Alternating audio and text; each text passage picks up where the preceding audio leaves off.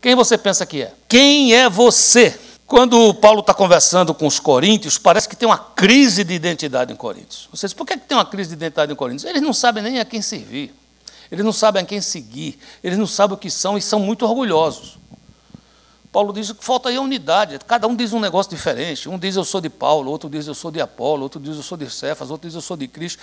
Estará Cristo dividido?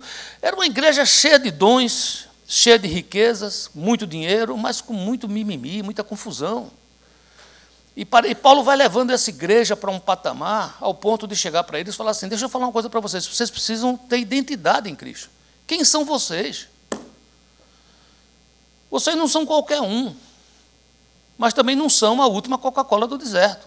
Quem é você? E então, em 2 Coríntios 5,20, num contexto que, se Deus permitir, a gente vai chegar aqui hoje nele, ele diz assim, de sorte que somos embaixadores por Cristo, como se Deus, por nós, vos exortasse. Rogamos-vos, pois, por Cristo, que vos reconcilieis com Deus. Então, ele dá aqui um statement, uma declaração. Olha, independente do que você pensa que você é, ou que você acha que você não é, eu estou dizendo a você, eu estou declarando, diante de um contexto de 2 Coríntios, diante de tudo que está acontecendo, eu estou dizendo a você que você foi ungido, declarado, indicado e empossado, embaixador. Guarde isso no seu coração.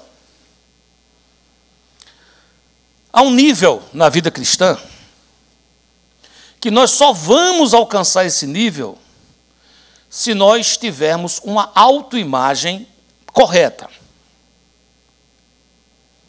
Redigo, esse nível depende muito da imagem que temos de nós mesmos. Há um ditado que diz, se você não sabe quem você é, este sistema vai te transformar no que ele quer que você seja. Se você não sabe quem você é, não se preocupe, a mídia, pessoas vão começar a te influenciar e vão fazer de você, não o que você é, mas o que eles querem que você seja. Isso, inclusive, no mundo chamado cristão. É preciso que nós venhamos a descobrir e assumir a nossa identidade em Cristo. Existe uma expressão na psicologia, não se choque, não sou eu que estou dizendo isso, é a psicologia, que é chamada de síndrome do impostor. Síndrome do impostor. Simplificando, é como se nós nos achássemos uma coisa, mas atuamos para parecer outra. Eu tenho uma imagem de mim, eu penso de mim algo, mas quando eu atuo, quando eu converso, quando eu falo, eu luto para que as pessoas achem que eu sou outra coisa. É aquela história, da porta para fora, eu luto para manter uma imagem, mas da porta para dentro, eu choro. É como se inconscientemente nós fôssemos uma farsa. Não é algo premeditado, não é algo que eu faço isso, mas é algo complicado. Eu não quero que alguém veja quem eu sou. O salmista dizia, eu estava com medo e por isso eu escondi o meu pecado. Quando Eli exorta seus filhos, ele diz, olha, você já ouviu falar o que estão falando de vocês? Não é bom que vocês façam isso na frente de todos. Ou seja, um negócio meio complicado. O menino estava errado, os filhos estavam errados. Mas ele estava dizendo, o problema maior aqui para mim não está sendo nem o erro de vocês, está sendo que os outros vão pensar do erro de vocês. E dessa maneira, se a gente não entende, se a gente não percebe, nós vamos começar, a pandemia vai acabar, mas a gente vai continuar usando máscaras. No começo, quando começou a ter o teatro, não sei se você já viu o símbolo do teatro, são duas máscaras. Uma máscara que sorri e uma máscara que chora. Aquela máscara era utilizada porque, às vezes, os atores tinham dificuldades de sorrir ou de chorar. Então, era a maneira mais fácil de colocar no rosto para que o público soubesse que aquele era um momento alegre ou que soubesse que era um momento triste. Você diz, mas o que é que isso tem a ver com a minha vida, pastor? Eu queria que você se abrisse para o Espírito Santo e você pudesse entender essa crise da humanidade. Não é uma crise sua nem só minha, mas é da humanidade. Nós fomos criados assim. É difícil dizer a verdade, porque às vezes a verdade traz algum tipo de penalidade. Assim parece. Nós temos uns vídeos na internet que a gente acha muito bonitinho, uma menininha cheia de batom, toda melada de batom, e a mãe diz, quem pegou no meu batom? Ela fala, não sei. Mas ela está toda batonzada. Mas ela está dizendo, criança que não sabe. Tem muitas histórias bíblicas, mas eu queria só pegar algumas para a gente poder entender. Agar, não sei se você lembra de Agar, ela era uma escrava de Abrão e Sarai. Depois Abrão teve o nome mudado para Abraão e Sarai teve o nome mudado para Sara. Mas nesse tempo era Abrão e Sarai. E Sarai não conseguia engravidar. E havia um costume antigo, não de Deus, mas dos povos antigos. E Sarai resolveu dar uma ajudinha a Deus e chamou a Abraão e disse, Abraão, deita com Agar e tem um filho com ela. E para que eu não fique tão pressionada, porque eu quero ter filho e não consigo ter filho. Agar era uma escrava. E Agar sabia que era uma escrava. E Agar atuava como uma escrava. Mas a Bíblia diz que logo que ela engravidou, e que ela disse, uau, eu sou agora aquela que carrega no meu ventre o primogênito de Abrão, ela começou a desdenhar de Sarai. Ela começou a atuar. Ela assumiu um posto que não era dela, mas que, de certa maneira, fazia bem ao seu alter ego. Isso trouxe problemas. Sarai reage. E quando ela vê que Sarai reage, ela tem medo e ela foge. Então, aqui nós temos a primeira dedução disso aqui. Quando eu finjo ser o que eu não sou, quando vier a hora do confronto, a minha tendência vai ser fugir. E ela foge. Deus tinha uma promessa nessa história, e por causa disso o anjo do Senhor a encontra. E a encontra num poço. Fala com ela. Faz promessas. Exorta ela. Manda que ela volte e se humilhe. E ela obedece, ela faz isso. E as promessas que Deus fez a ela e ao filho dela são cumpridas. Muitos anos depois. Mas eu quero chamar atenção para algo aqui. Agar era uma escrava, você entende o que eu estou dizendo? E ela sentia todo o peso disso. Nesse momento, Deus fala com ela. Deus. Isso a encanta. Antes dela obedecer, a Bíblia diz que ela teve um momento de perplexidade. Olha o que diz em Gênesis capítulo 16, 13. Então, ela invocou o nome do Senhor, que lhe falava, tu és Deus que vê. El Roi. Tu és Deus que vê. Então, o primeiro impacto daquela mulher, que não tinha identidade, porque ele foi roubada por uma escravidão, por não poder ser dona nem do seu próprio corpo. Porque se dissesse, vá lá e durma com o seu patrão, ela teria que fazer isso. Vá lá e gera um filho, e o filho não será teu. Ela encantada, ela perplexa, ela diz, tu és El Roi, tu és o Deus que vê. Pois disse ela, não olhei eu neste lugar para aquele que me vê? Ela disse, ele me vê. É como se você dissesse assim, eu achei que Deus não me via, mas ele me vê. Meus sofrimentos, minhas angústias, meus traumas, minhas depressões, meu choro, minha lágrima, El Roi. Ele me vê. Por isso aquele poço se chama Beer Lai Roi. E está entre Cádiz e Bered. Beer Lai Roi. Poço daquele que vive e me vê. Poço daquele que vive e me vê. El Roi, o Deus que me vê. Deus nos criou, queridos. Deus criou você. Deus nos vê, Deus te vê. Deus me vê, mesmo que às vezes eu me sinta tão sozinho, Ele me vê. Ele me conhece, Ele nos conhece, Ele me ama, Ele nos ama. Ele ama você.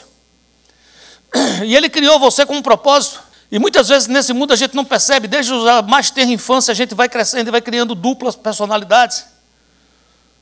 Aqui somos, e aqui queremos que o povo acredite que somos. O apóstolo Paulo, em Romanos capítulo 7, ele fala de uma luta tremenda, de uma batalha horrível. Porque ele diz, com a minha mente, eu digo, a lei de Deus é muito boa, e eu quero fazer o que Deus quer que eu faça. Mas tem um negócio em mim, uma angústia que me leva a fazer outra coisa. O bem que eu quero fazer, eu não faço. O mal que eu quero fazer, me vejo fazendo. E ele grita pedindo ajuda. Alô? E ele grita pedindo ajuda.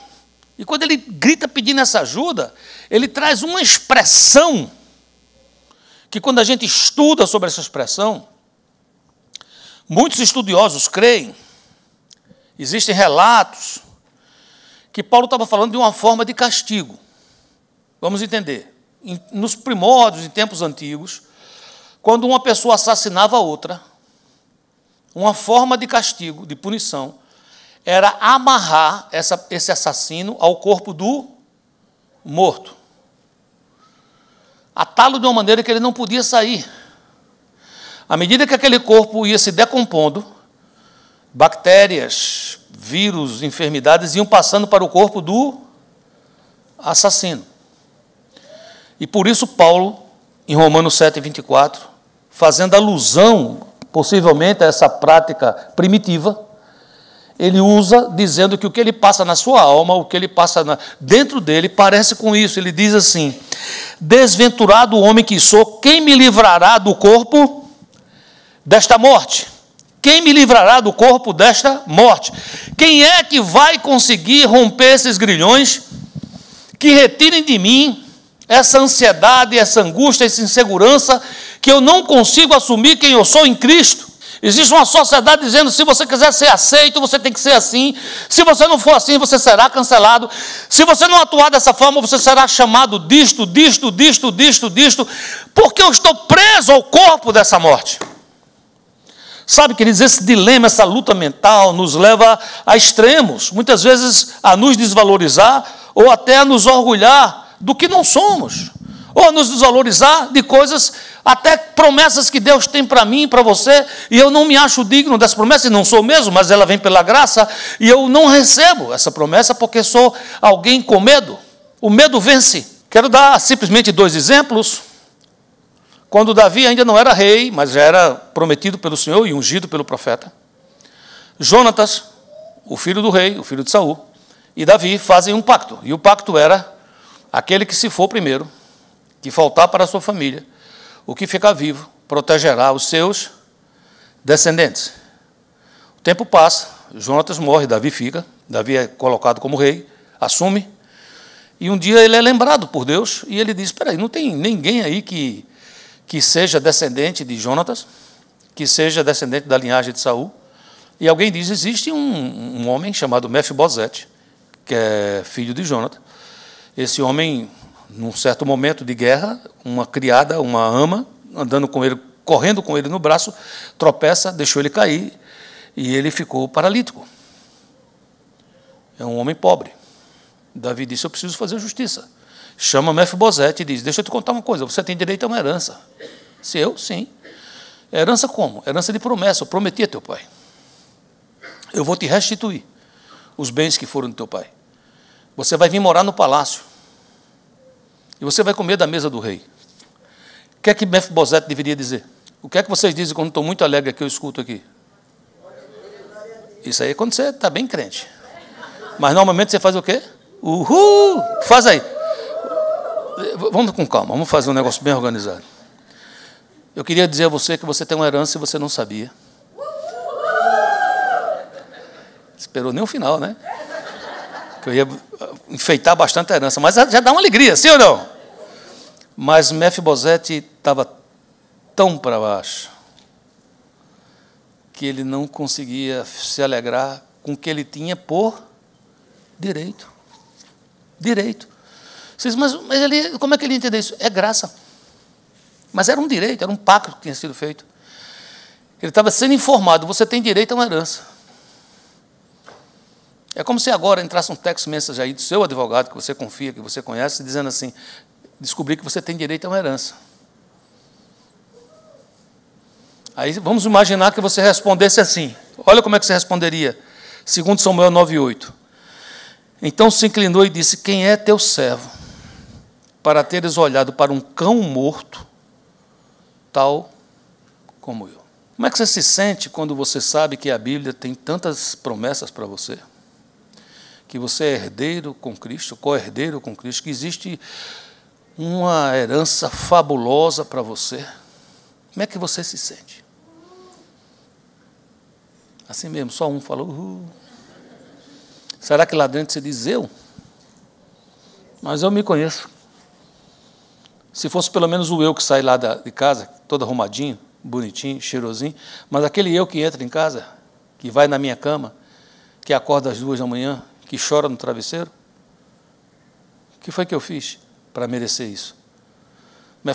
Mefibosete estava dizendo, eu sou um cão morto, o que é que eu fiz para isso? Davi não está falando, você não fez nada, meu filho. Isso é graça. Mas a falta de identidade me afasta da graça. Você está entendendo o que eu estou falando, sim ou não? Mas tem outro extremo, você fala com outro extremo. É quando eu começo a me orgulhar.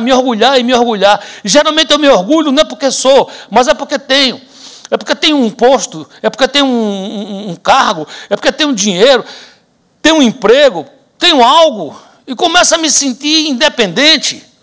E nessa outra ponta, em Atos 12, fala a história de um rei, possivelmente, assim vamos chamá-lo, em dia designado Herodes, vestido de trajo real, assentado no trono, dirigiu-lhes a palavra. E o povo clamava, é a voz de um Deus e não de homem. Ele estava orgulhoso e ele gostou dessa palavra. Ele não achou ruim essa palavra, ele achou boa, adequada. Versículo 23, no mesmo instante, um anjo do Senhor o feriu por ele não haver dado glória a Deus e comido de vermes, expirou. Aqui temos 2 extremos. Aquele que se desvaloriza tanto que perde a bênção, não sabe receber as heranças com gratidão. E aqui temos outro extremo, daquele que se vangloria, não entende que ele sozinho é nada, e começa a se vangloriar por ter alguma coisa, sem saber da finitude da vida, de como tudo passa. É preciso uma transformação, queridos, para que a gente possa assumir a identidade em Cristo. Existe um processo transformador. Romanos 12, versículo 1, 2 e 3 diz, rogo-vos, pois, irmãos, pela misericórdia de Deus, que apresenteis o vosso corpo por sacrifício vivo, santo e agradável a Deus, que é o vosso culto racional. E não vos conformeis com este século, mas transformai-vos pela renovação da vossa mente, para que experimenteis qual seja a boa, agradável e perfeita vontade de Deus. Acho que talvez, se não todos, a maioria já escutou esses 2 versículos, são versículos muito importantes, muito fortes, mas uma coisa importante é você ver o que é o versículo que vem a seguir. Ele está dizendo que essa tão grande transformação, que essa transformação que me faz não me conformar com este século, eu rompo com o século. O que é que o século quer que eu seja? Não serei. O que é que querem fazer de mim? Não permitirei. O que é que querem fazer da minha casa e dos meus filhos? Não deixarei. Pelo contrário, eu vou me transformar. Eu não me conformo com isso e vou me transformar. Eu vou renovar minha mentalidade. I'm going to change my mindset. Eu vou mudar isso, a minha maneira de pensar.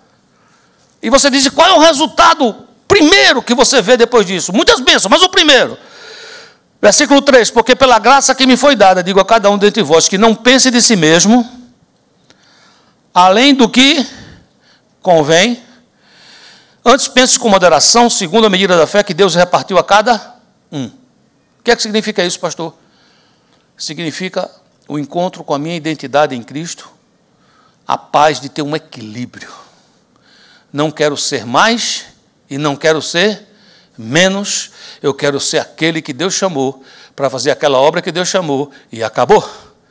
Ah, você não gosta de tal pessoa? Gosto. Você não queria ser ela? Nunca. E você quer ser quem? Joaquim Costa Júnior. Mas você queria ter nascido aonde? Onde eu nasci. E onde foi que você nasceu? Eu nasci em Natal, Rio Grande do Norte. Mas onde foi que você nasceu? Eu nasci na rua Henrique Câmara, número 298. Alecrim. Bairro Popular. Com vista para a Maré. Você quer ser o que mais? O que eu fui a vida toda. Na casa que eu nasci, filho de Joaquim Gomes da Costa, Euralisa Bezerra da Costa, vulgarmente chamada de Licinha, e era de Mano Mano. Casal de Deus, eram pessoas que abriam igrejas. comerciantes, me ensinaram o Evangelho. Erraram pra caramba na minha frente. Deus me utilizou, quando eu comecei o seminário, a restaurar o matrimônio de meu pai e de minha mãe, que estava quebrado, eles iam se divorciar. Talvez foi o primeiro casal na minha vida. Talvez não, com certeza, o primeiro casal que Deus me usou para restaurar. Foi meu próprio pai e minha própria mãe. Eu queria ter ido para o seminário que eu fui, depois terminar no outro seminário, eu queria ter casado com a mulher que eu casei, e ter os filhos que eu tive. Eu queria ser exatamente quem eu sou. Eu queria muito ser o pastorcinho da igreja Vida com Vida. E apoiar cada pastor nosso que estão nas suas igrejas, seja ela a brasileira, no Doral, a hispana, no Doral, a igreja em Naples, a igreja em The Field, a igreja no Rio, a igreja em Londres, e em qualquer lugar, Nilópolis, qualquer lugar onde a gente esteja. Eu quero ser essa pessoa. Pastor, o senhor não gostaria? O senhor já viu a obra do pastor Billy Graham? Billy Graham, já vi falar. É muito boa, é fantástica.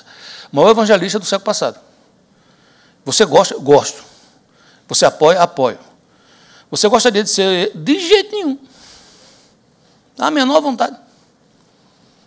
E Michael Jackson, pastor, só gostaria de fazer daquela dancinha do Moon, não sei o que lá, Moonwalk? Nunca. Eu não quero nada, eu quero ser o que eu sou em Cristo. Experimenta dizer isso assim, a você mesmo agora. Fecha teus olhos e diz assim, eu não quero ser ninguém, eu quero ser o que eu sou em Cristo. Experimenta falar isso. Preste muita atenção, queridos. Só tem um que pode me livrar do corpo dessa morte. Só tem um que pode me livrar do corpo dessa morte. Eu estava falando com você em Romanos 7, quando Paulo diz, quem me livrará do corpo dessa morte? Romanos 8, ou em seguida, Romanos 8:1 diz, nenhuma condenação. Agora, pois, nenhuma condenação há para os que estão em Cristo Jesus. Levanta a tua mão assim e diz bem alto, eu estou em Cristo Jesus. Fala. Sabe quanto de condenação tem para você? 0. E por quê, pastor? Vamos ler por quê? Porque a lei do Espírito da vida, em Cristo Jesus, te livrou da lei, do pecado e da morte. Você está livre. Foi cortada aquelas correntes com o corpo dessa morte. Acabou. Acabou. Vida de aparência, vida de querer ser, de querer... Nada. Não mais, não menos. Precisamos entender que há um processo. E quando tem um processo, nós temos que compreender que nesse processo existe um caminho. Gálatas 3:27 diz, porque todos quantos fostes batizados em Cristo Jesus, vos revestistes. Na hora que eu fui batizado em Cristo Jesus, eu fui o quê? Revestido. Trocou aquela roupa, acabou aquele negócio. Colossenses 3:10 diz, e vos revestistes do novo homem que se refaz para quê? Para o pleno conhecimento, segundo a imagem daquele que o criou. Eu estou sendo transformado. Eu estou ficando parecido com alguém, mas não é um ator de Hollywood, não é o sistema atual, eu estou ficando parecido com aquele que era, que é, e que há de vir, que há de ser, e sempre será, Jesus Cristo. Ele está dizendo, você vai estar sendo transformado a essa imagem.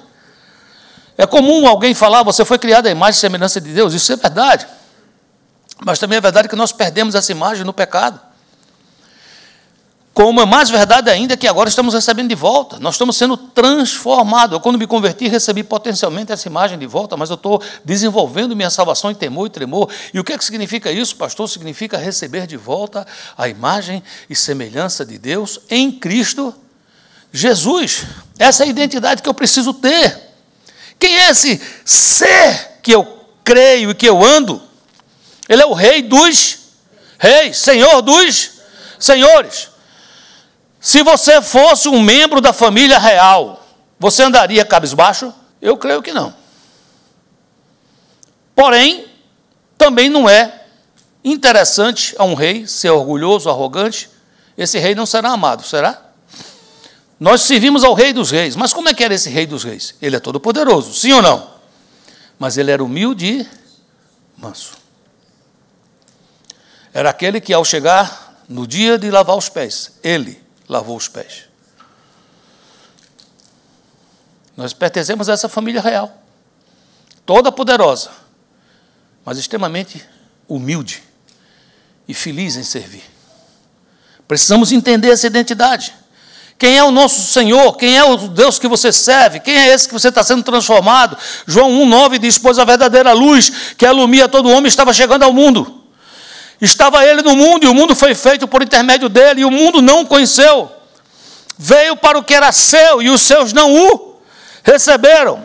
Mas a todos quantos o receberam, aos que creem no seu nome, deu-lhes o poder de se tornarem filhos de Deus, os quais não nasceram do sangue, nem da vontade da carne, nem da vontade do varão, mas de Deus.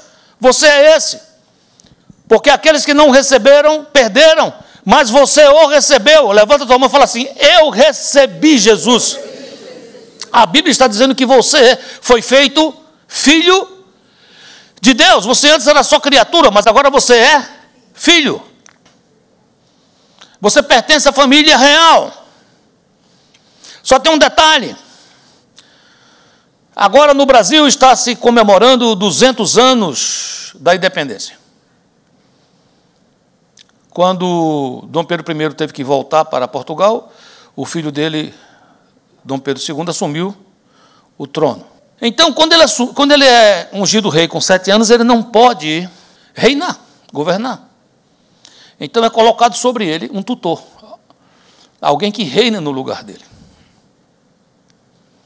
A Bíblia diz que se você é um herdeiro, mas você é imaturo, queria que você prestasse muita atenção nessa parte da mensagem. Diga assim: eu sou herdeiro. Fale. Eu sou filho de Deus.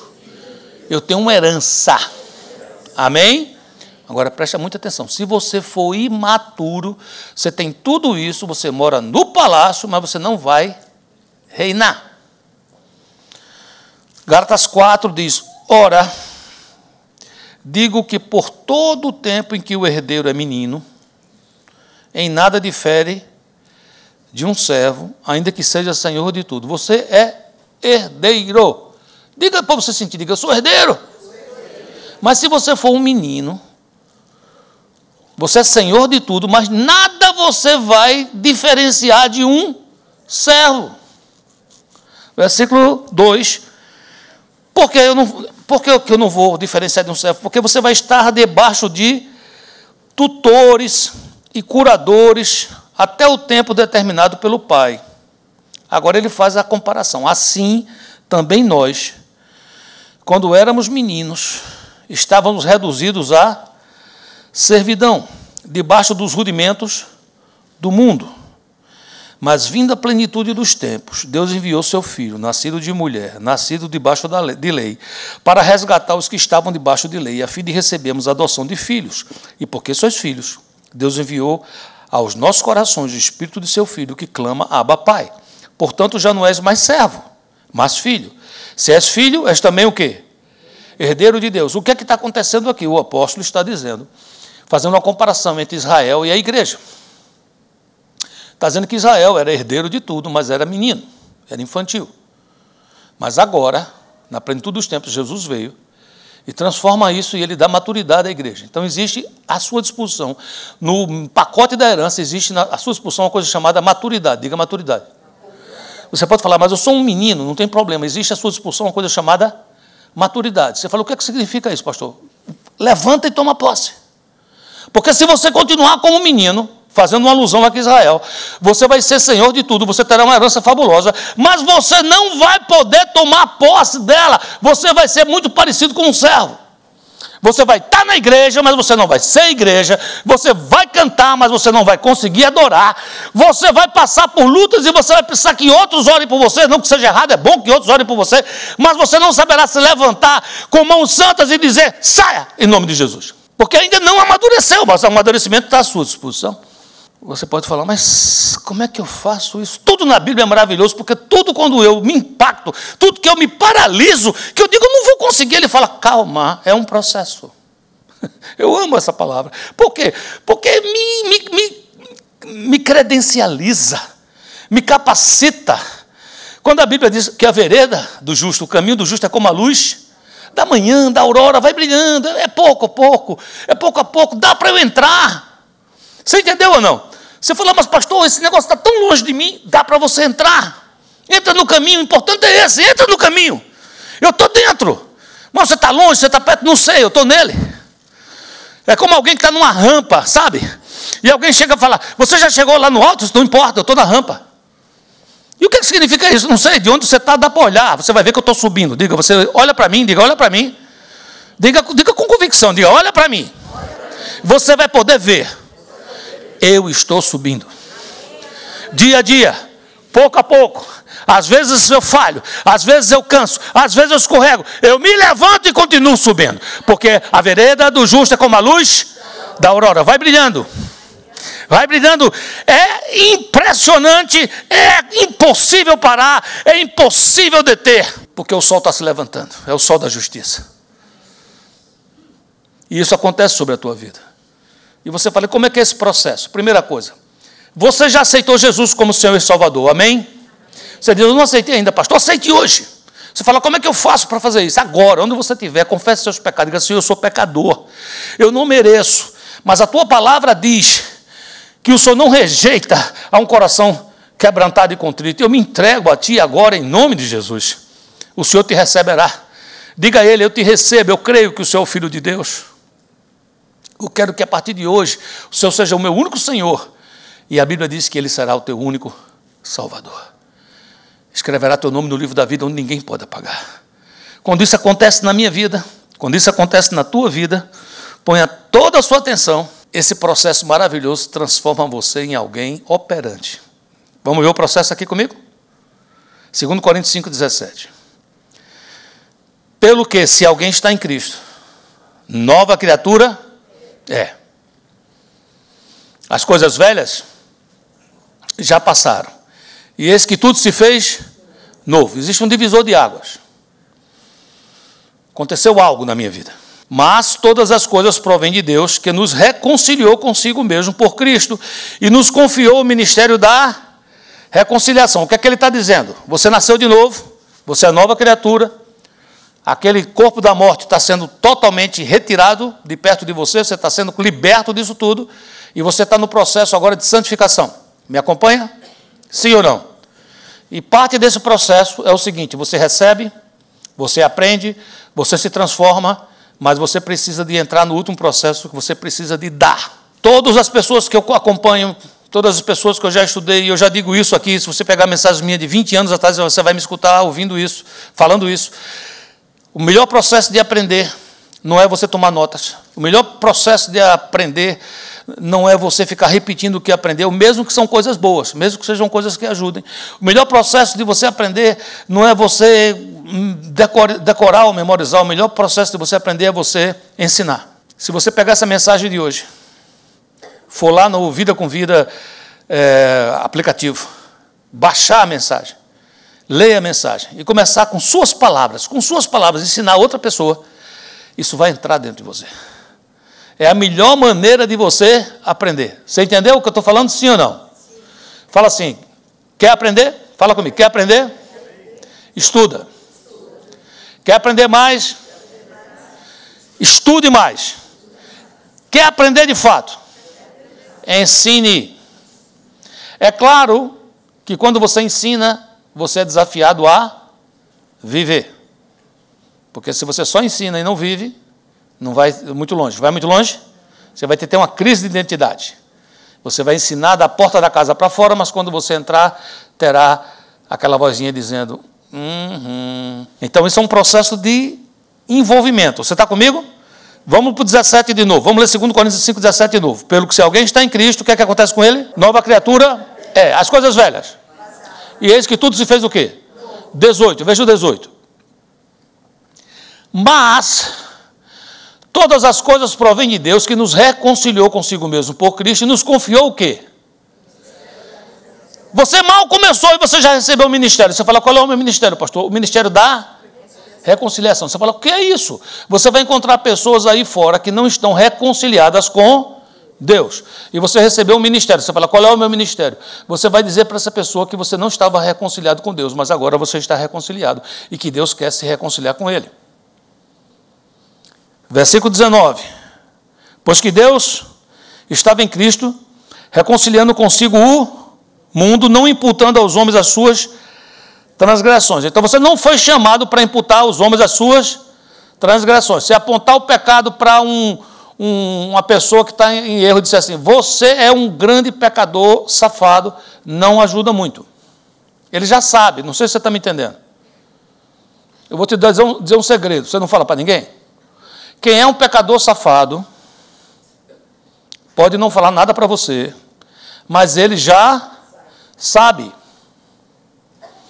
E o que é que vai quebrar o coração dessa pessoa? É quando você falar para ele que tem um Deus santo, que tudo vê. El Roi.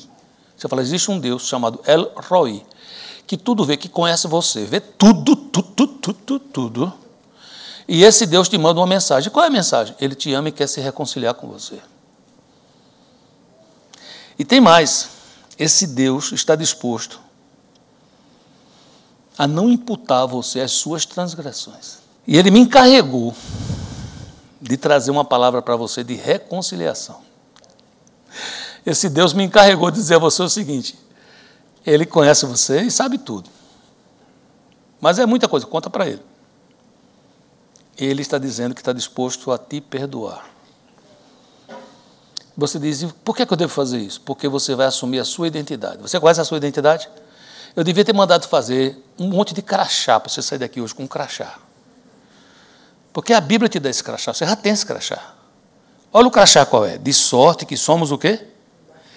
Embaixadores por Cristo, como se Deus por nós vos exortasse, rogamo-vos, pois, por Cristo que vos reconcilieis com Deus. Você vai sair dessa porta agora um embaixador de Cristo. Você, mas o que é um embaixador, pastor? É aquele que representa o seu país na corte de outro. Mas o meu país, eu sou brasileiro, eu sou de Costa Rica, eu sou de Cuba. Não é não, filhinho. Não é não. Você nasceu lá, mas você não é de lá não. Tem um hino bem antigo, que meus pais e meus avós cantavam, eu fiquei escutando eles cantando, porque não é para a minha idade, é uma pessoa jovem como eu, mas que dizia assim, aqui não é meu lar, um viajante sou, meu lar é lá no céu, Jesus já preparou, avisto no portal, um anjo a chamar, no meu lar celestial, eu quero logo entrar. Senhor, Senhor és tu, meu gozo e meu prazer, se o céu não for meu lar, Senhor, que vou fazer?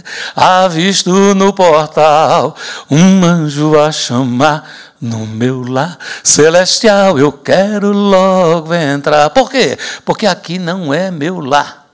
Aqui não é meu lar. Um viajante sou. Estou de passagem, queridos. Somos forasteiros. Nós estamos representando o nosso reino. Você fala, mas eu sou de onde, pastor? Você é um cidadão do céu. Não era nada antes, nem você nem eu. Mas agora você é raça eleita, querido, sacerdócio real, nação santa, povo de propriedade exclusiva de Deus. Você é embaixador, você é um representante, a sua casa é uma embaixada dos céus. Quando o inimigo bater lá na porta, você fala, para fora, eu tenho credenciais. Isso aqui é uma embaixada, aqui ninguém entra não, meu querido. Você está comigo aqui? Sim ou não? 1 Coríntios 4:1 diz, assim, pois, importa que os homens nos considerem como ministros de Cristo e dispenseiros dos mistérios de Deus. Vai fazendo isso, que vai chegar um ponto que as pessoas vão reconhecer.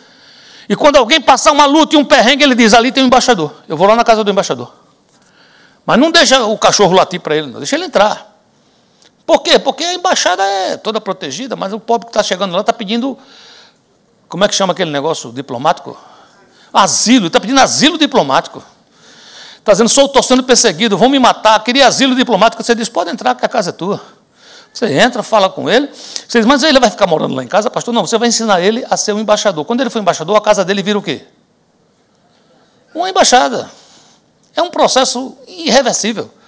É impressionante, não acaba, é perseguição, é luta, é morte. Veja a história do cristianismo, veja tudo que aconteceu. Nunca parou, nunca acabou e só cresce. O reino de Deus avança. É imparável. É irreversível, não tem como mudar isso. Nós só decidimos se estamos dentro ou fora.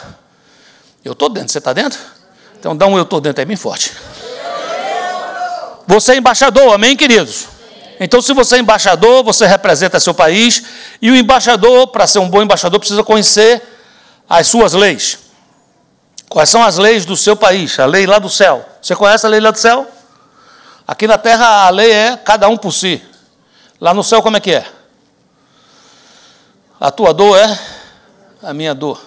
Aqui é ódio, lá é amor. Aqui é cada um faz o que quer, o que dá na gana. Lá é eu obedeço o que meu Senhor manda. Compreende o que eu estou falando, sim ou não? Salmo 119:16 diz, as tuas leis são o meu prazer. Não esqueça a tua palavra. A Bíblia não é pesada, querido. A Bíblia é minha segurança, é minha constituição eterna. Imutável. Um embaixador, quando chega num lugar, ele não vai ser reconhecido muitas vezes, a não ser que ele apresente suas credenciais. Sabia disso? Quando a pessoa olha para alguém, só olhar, não dá para saber que ela é. Eu estava aqui, João Pedro está ali, ó. João Pedro, levanta aí para a igreja te conhecer. João Pedro é um jovem que tem chegado aqui na igreja. Temos vários jovens novos chegando. Obrigado, João Pedro, entra, pode sentar. Até me encontrei hoje com uma menina que vem de Goiânia. Como é teu nome? Me lembra? Levanta um pouquinho para eu ver você. Olha quantos jovens bonitos estão chegando. Deus abençoe. Obrigado. João Pedro estava aqui, ele estava aqui assim que eu entrei para o Café dos Homens de bermuda, camiseta e de barba. Estava de barba naquele dia. E falei com o João Pedro, ele estava aqui na porta, subi. E aí depois o Tarcísio pegou o João Pedro, levou lá para cima, Dênio, pessoal, a gente estava lá em cima. Aí teve uma hora que alguém me apresentou o João Pedro, Dênio, acho que foi Dênio, ele falou, esse aqui é o nosso pastor Cínio.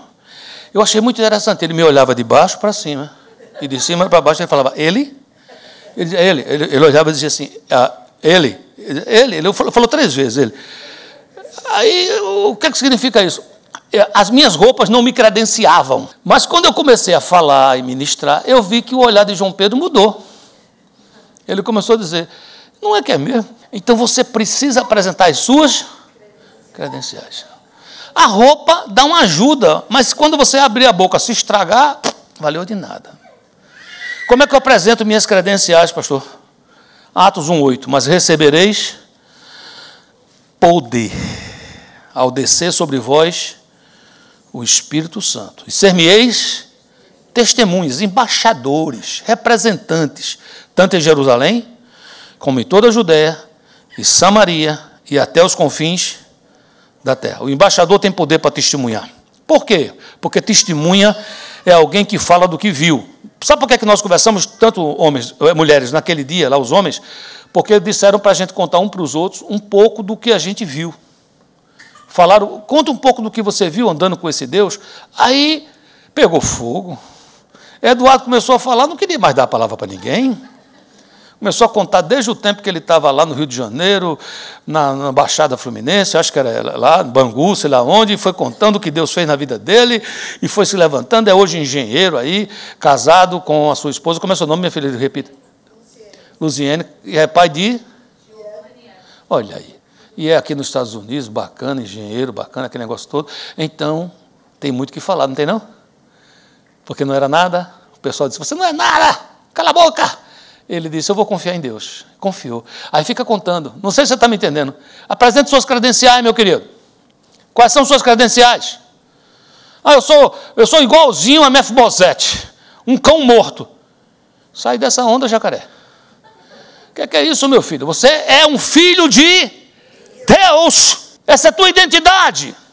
Não porque é meu cabelo, isso não importa. Estou falando lá disso aqui. Estou falando do que você é, não como você está. Hoje, quando eu cheguei, Zé Carlos olhou para mim e disse, pastor, o que é que está vendo? Você está meio esportista. Eu estou, mas não sou. Eu disse, deixa eu chegar um pouco mais de frio, que eu volto àquela indumentária pastoral. Ele disse, está certo, lá para outubro o senhor volta a botar o terno e a gravata. Eu disse, está certo. A gravata está mais para dezembro. Uma coisa é estar e outra coisa é ser o que você é, você é. Apóstolo Paulo estava preso, mas ele era livre. Dá para entender a diferença, amado? Sim ou não? Ah, mas eu estou nesse momento ainda esperando que a imigração me carimbe algo. Você já é cidadão, meu filho. Nesse momento meu casamento está em crise. Está, meu filho. Mas sua casa é uma casa de oração. E você diz, o que significa isso? Você tem que se levantar. Você tem que entender que o embaixador tem autoridade diplomática. Ele não tem medo de representar seu país. Ele tem uma missão. Mateus 28, 19. Ide, portanto, fazei discípulos de todas as nações, batizando-os em nome do Pai, e do Filho e do Espírito Santo. Quantos aqui já participaram, foram batizados, ou já viram um batismo desta igreja? Levante a mão. O que é que você observou naquele batismo? Pelo menos você observou. A pessoa que ia se batizar estava lá. Sim ou não? Tinha um líder, um pastor, um líder de GE, alguém, uma autoridade da igreja representando a igreja ali. Sim ou não? E tinha mais uma pessoa do lado. Quem era? Era um pai espiritual, era um discipulador. E você diz, mas por que, pastor, essa pessoa está do lado? Porque essa é a pessoa que tem que batizar essa pessoa. Nós estamos lá para cobrir. Jesus está dizendo que é você que tem que batizar. Eu digo, eu vou batizar você. Mas como é que eu vou fazer isso? Nós vamos te ajudar. Como é que a gente faz? Batiza logo? Não. Você primeiro vai, você faz discípulo, ensinando ele a guardar todas as coisas que o Senhor tem ordenado. Como o batismo está na porta, assim que ele entende. Ele diz, eu quero fazer pacto, e você vai batizar. Se eu não sei fazer isso, ótimo. Bom que você não é um profissional, você é alguém que faz por amor, é um amador, porque nós iremos estar com você. A igreja anda junto. Você está comigo aqui ainda? Quer receber sua identidade? Sai com o crachá? Sim ou não? Segunda coisa, embaixador, você tem que aprender a exercer seu sacerdócio. Só o título. Como eu já citei, segundo 1 Pedro 2,9, diz, vós, porém, sois raça eleita, sacerdócio real, nação santa, povo de propriedade exclusiva de Deus, a fim de proclamar as virtudes daquele que vos chamou das trevas para a sua maravilhosa luz. Vós, sim, que antes... O que é que nós éramos antes? Vós, sim, que antes não eras povo. Antes não era. Mas agora? Importa para você o que antes ou agora? Diga agora. O que é que você é agora? Fala na primeira pessoa. Fala assim, sou povo de Deus. Diga, eu não tinha alcançado misericórdia. Mas agora alcancei. Amém, queridos? Jesus é o nosso exemplo de sacerdote. Como é que eu devo ser sacerdote, pastor? Hebreus 4,14 diz, visto que temos um grande sumo sacerdote, Jesus, Filho de Deus, que penetrou nos céus, retenhamos firmemente a nossa confissão, porque não temos um sumo sacerdote que não possa compadecer-se das nossas fraquezas, porém um que, como nós, em tudo foi tentado, mas sem pecado. Olha que coisa linda! Eu posso ser sacerdote, porque o meu sumo sacerdote, como eu, sabe o que é sofrer, sabe o que é passar por tentação. E a diferença é que eu caio, mas ele não. Ele nunca caiu. Ele é meu modelo. Cheguemos, pois, com confiança ao trono da graça. Entra, querido, você pode entrar. Não tenha medo, você é filho do rei. Não há um relato de um filho de rei que entra na presença do rei e ele desmata. Já escutei até de mulher de rei que só podia entrar se ele permitisse. De concubina. Mas filho pode entrar, querido. Cheguemos, pois, com confiança ao trono da graça, para que possamos alcançar misericórdia e achar graça, a fim de sermos ajudados em tempo oportuno. Para que serve tudo isso? Você agora tem que colocar isso em ação. Você tem que entender que você, sendo um embaixador, recebendo credenciais, exercendo o seu sacerdócio, você vai ter que aprender a profetizar. Você falou o que é profetizar? Primordialmente, profetizar é falar da profecia por excelência, que é a palavra de Deus. E quando eu falo da profecia por excelência, eu preciso de aprender a colocá-la de forma prática na vida das pessoas. Onde tiver ódio, eu tenho que levar esperança e amor. Onde tiver desestrutura, eu tenho que ensinar que o nosso Deus é aquele que faz nova todas as coisas. Eu não posso ficar com medo. Vão me rejeitar. E qual é o problema de rejeitar você? Jesus foi rejeitado ou não foi? Quando eu comecei minha vida com Cristo, eu era um adolescente e era muito impetuoso. E a gente pregava nas escolas naquele tempo, na hora do intervalo. E eu me lembro de uma vez que a gente começou a ser apedrejado. Outros estudantes, por brincadeira, começaram a apedrejar. Não eram pedras grandes, eram pedras menores. Eles não queriam nos matar, queriam apenas nos ferir. E começou a ter uma onda entre nós ali naquele momento, de uma felicidade tão grande, que a gente lembrou daquele texto que os apóstolos diziam: louvado seja o Senhor, porque nós fomos achados dignos de sofrer por amor a Cristo. Era um tempo diferente. Hoje você, no Brasil, falar que você é evangélico é até moda. Mas no meu tempo era muito cafona. Não sei se vocês conhecem essa palavra. Era boco-moco. Era fora de moda. Era demodê. Era brega. Era horrível. Mas a gente não tinha vergonha, não. A gente levantava as mãos e pregava. Você sabe o que acontecia? Quando uma menina daquela, ou quando um menino daquele passava por um perrengue, eles davam uma de Nicodemos. Nicodemos foi aquele que procurou Jesus à noite, lembra? Eles nos procuravam em secreto. E dizia: deixa eu dizer um negócio a você. Começava logo se desculpando. Desculpa aí, às vezes, que eu falei coisa. Não, esquece disso, o que é que você precisa? Eu queria que você orasse. Minha mãe está doente. Eu queria que você orasse. Estou com um problema. Minha esposa, quantas vezes? Uma vez chegou no colégio que ela estudava, um colégio só de meninas, e uma menina parece que tinha atentado contra a própria vida.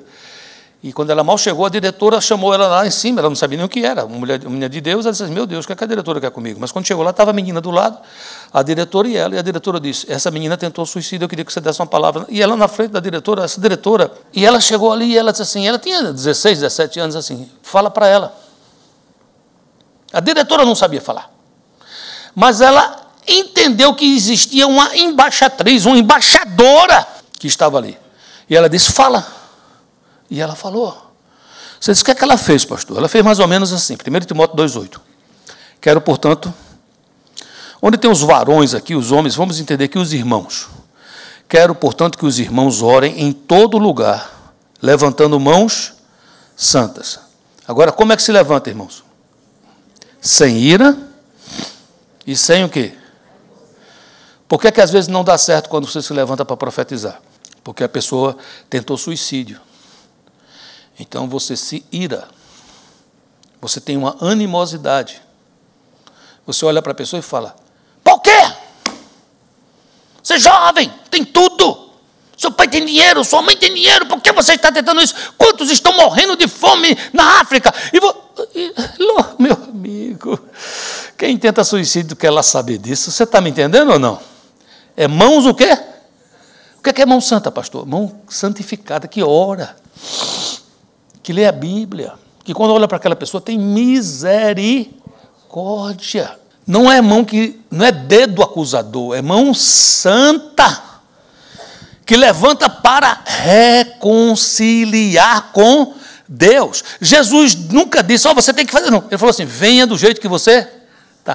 A gente resolve o resto depois. Tem uma vida para a gente ir tratando, sim ou não? Eu quero levantar minhas mãos santas em todo lugar, profetizando que a palavra de Deus vai fazer nova todas as coisas. Amém, queridos? Amados, preste atenção. Você que é chamado para ser embaixador hoje, é um treinamento, porque você vai ser transformado em rei. Se você não aprender a servir agora, você não vai saber reinar.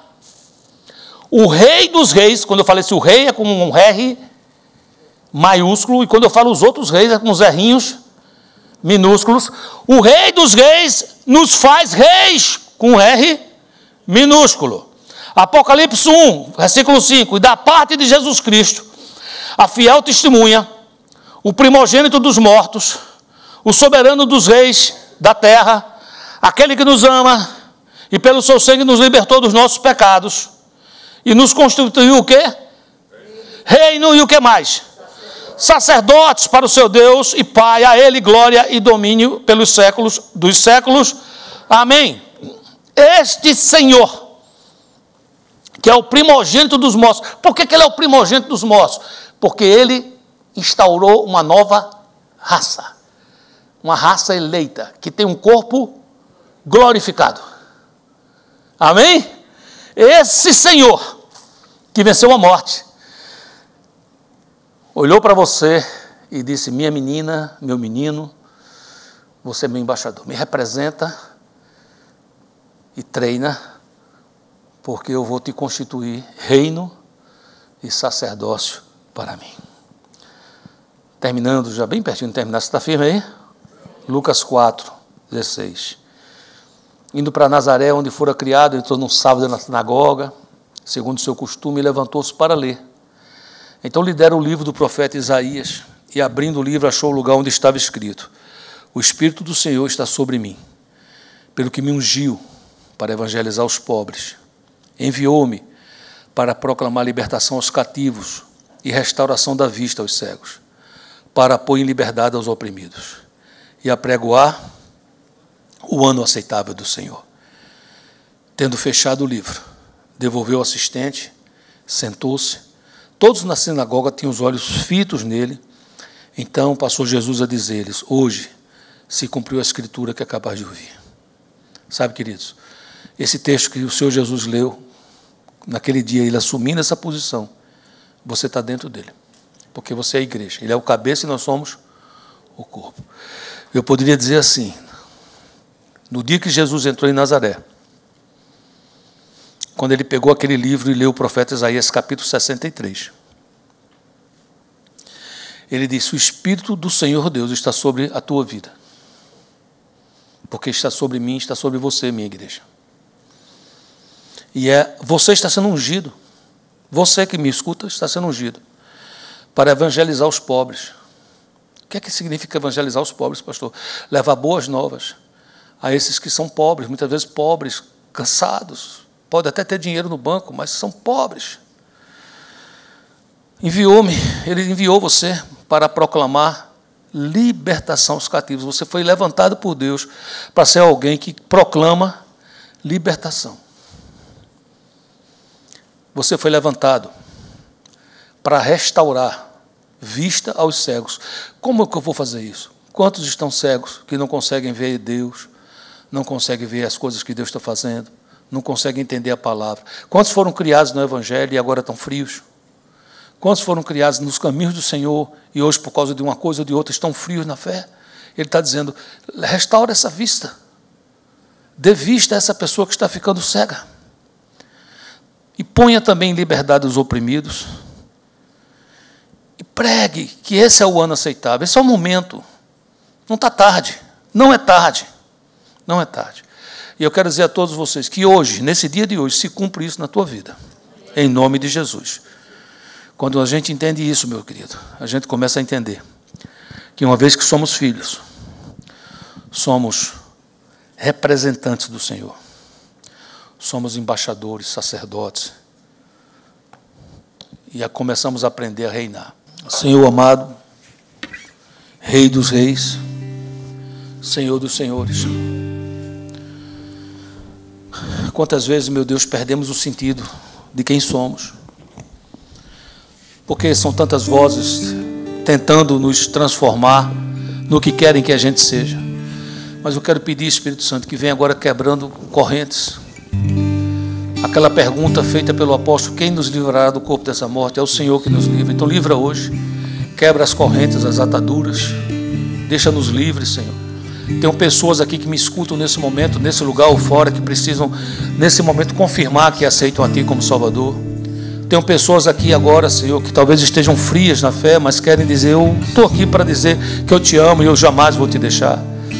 Ó Espírito Santo, queremos apregoar o ano aceitável, queremos nesse momento declarar liberdade, queremos declarar, Senhor, prosperidade verdadeira na vida do Teu povo, Senhor. Você que me escuta nesse momento, eu orando, em nome de Jesus. Quero orar mais uma vez. Então você que está aqui nesse lugar e que talvez foi tocado por essa mensagem. Talvez você reconhece que caminhava bem, mas a luta, mudanças, amizades, qualquer coisa, esfriou você. Ou talvez você entende que, por causa de tanta coisa, você não tem exercido a sua identidade em Cristo. Eu queria orar por você mais de perto. Então, como aquele que é filho do rei, que não se envergonha de ser dele, sai do seu lugar e vem aqui à frente. Eu quero orar por você. E você que está na sua casa também nesse momento, se ponha diante do aparato que você está escutando, seja o que for, coloque-se diante de Deus. Deus quer renovar agora teus votos. Você talvez quando criança esteve com o Senhor, você na sua caminhada esteve com o Senhor, e você hoje está dizendo, eu quero de novo andar com Ele. Deus está te esperando para te abraçar, para te reavivar. Talvez você passou por alguma decepção, alguma frustração. Deus está aqui dizendo a você, eu quero restaurar essa parte emocional sua. Quero nesse momento restaurar isso, em nome de Jesus de Nazaré. Em nome de Jesus. Estão diante do Senhor, ó Deus, o corpo, a tua igreja, os teus filhos, ó Deus. Aqueles a quem o Senhor chamou, a quem foi pago um alto preço, para que nós nos tornássemos, cada um de nós, um embaixador. Passamos por tantas lutas, passamos por tantas provas, tantas dificuldades. São tantos momentos, ó Deus, em que nos vemos em situações tão difíceis. E isso muitas vezes mina, nos impede de avançar, nos impede de crescer, esfria o nosso coração. Mas hoje o teu povo vem aqui à frente, Senhor, num sinal de que nós queremos renovar, ó Deus, esse voto. Nós queremos renovar com o Senhor essa aliança. Nós queremos ser alcançados hoje, Senhor, por essa graça poderosa que ao longo em que essa mensagem foi sendo pregada, tua graça, tua unção foi descendo sobre esse lugar, foi invadindo os corações, foi nos lembrando de verdades, Senhor, que estão tão claras agora diante dos nossos olhos, às quais nós nos apegamos, Senhor. Nós nos apegamos nestas verdades todas que nós pudemos hoje receber, e a partir desse momento, ó Senhor, nós nos colocamos como verdadeiros embaixadores do reino aqui nesta terra. Nós somos os teus embaixadores, nós somos aqueles que representam o reino aqui na terra. Por isso que nós nos levantamos, Senhor, por isso que nesse momento nós nos revestimos de alegria, Senhor, nós nos revestimos de contentamento, nós nos revestimos nesse momento, ó Deus, com essa unção, ó Pai, que é derramada sobre esse lugar, tirando toda a tristeza, Senhor, tirando toda a angústia dos nossos corações, nos limpando, nos lavando, nos transformando a cada um de nós e nos posicionando e nos colocando no lugar em que nós sempre fomos chamados para estar. Nós somos o teu povo. Nós podemos neste momento responder a pergunta que foi, ó Pai, aquela que deu início a esta mensagem: quem nós somos? Nós somos o teu povo, nós somos os teus filhos, nós somos a nação santa do Senhor, nós somos a raça eleita, nós somos o sacerdócio real, nós somos o povo santo, nós somos o povo de propriedade exclusiva do Senhor, nós somos aqueles que foram comprados pelo precioso sangue do Cordeiro. Nós somos o teu povo, Senhor, e é por isso que nós nos levantamos nesta manhã para te adorar, para te glorificar, para te render um louvor que te é devido, Senhor, para entregar diante de ti tudo aquilo que nós somos e que nós temos, porque a partir deste momento nós nos colocamos como os embaixadores de Cristo Jesus aqui na terra.